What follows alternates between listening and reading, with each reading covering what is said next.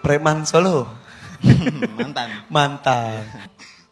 Mas Roni ini dulu sekolahnya SD Islam, betul ya? Di SD Al Islam 2 Jamsaren, Surakarta. Nah, kemudian dari SD ke SMP. SMP-nya?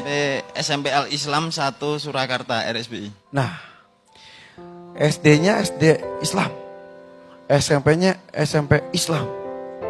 Tapi dia punya tato sejak kelas 1 SMP. 1 SMP. Kenapa pakai tato? Ya mungkin kalau Pas dulu, yang pertama. waktu dulu itu dari lingkungan. Dengan lingkungan yang kurang baik itu. Waktu dulu itu kan sering kalau nggak mabuk di game online. Suatu ketika itu disamperin. Sama itu anak-anak bang itu.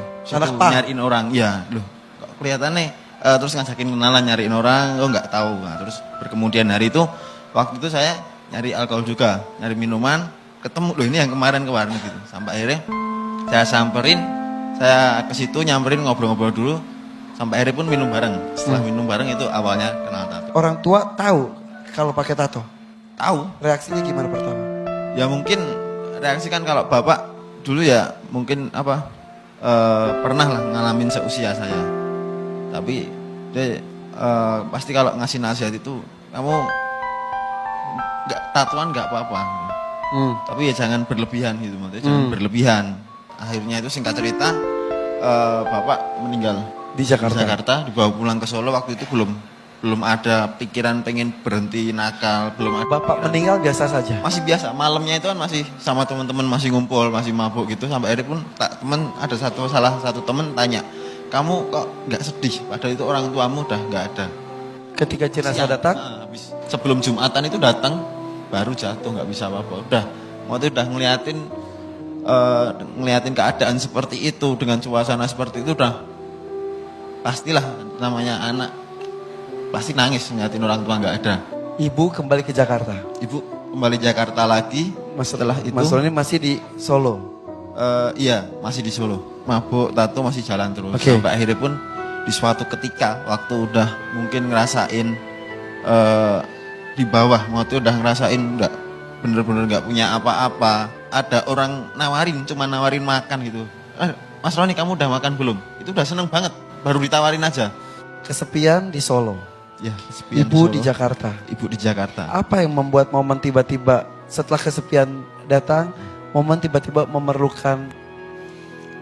Dan mungkin singkat cerita ditelepon sama ibu dari Jakarta. Itu ditelepon langsung, Mas Roni ibu mau pulang.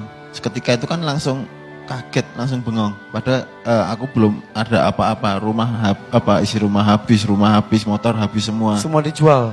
Iya jual semua, motor udah. Terus? Sampai bingung udah nggak punya apa-apa, itu mau ngomong apa ke ibu nggak bisa kan. Setelah itu pun ibu memberikan syarat, Mas Roni ibu ada syaratnya kalau seandainya ibu pulang ke Solo gitu. Apa Syaratnya apa bu? Ibu cuma meminta Mas Roni sholat lagi, Mas Roni ngaji lagi seperti waktu sekolah lagi, seperti waktu masih kecil lagi. Nggak sadar mulut langsung menjawab, iya bu, bismillah. Belajar Iqra lagi dari Iqra 4. Itu juga tantangan, juga nggak mungkin kenangan yang indah saat pertama kali hijrah itu. Belajar bersama anak-anak.